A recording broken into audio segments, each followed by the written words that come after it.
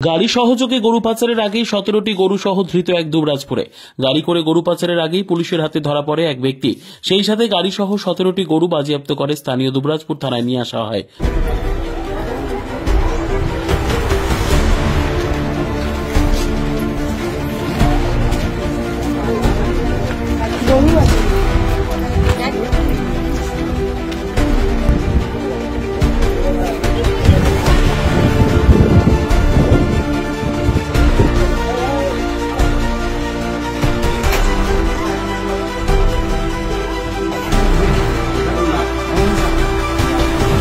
জানা যায় যে ডিএসপি ডিবি স্বপন কুমার চক্রবর্তী গোপন সূত্রে খবর পেয়ে 15 মে বিকেল 4:25 নাগাদ দুবরাজপুর থানার হাতিমডাঙ্গায় রাস্তার উপর অতর্কিতে হানা দিয়ে একটি গরু বোঝাই গাড়িতে অভিযান চালানো হয়।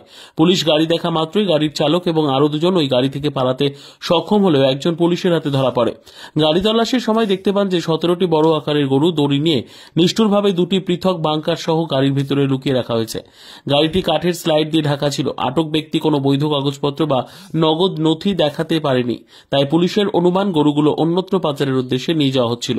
বিষয়টি দুবরাজপুর থানার ওসিকে অবহিত করা হয় এবং অপরাধীদের বিরুদ্ধে আইনি ব্যবস্থা নেওয়ার জন্য গরু বোঝাই গাড়ি সহ ধৃত ব্যক্তিকে দুবরাজপুর থানার কাছে হস্তান্তর করা হয়েছে বলে পুলিশ সূত্রে জানা যায়।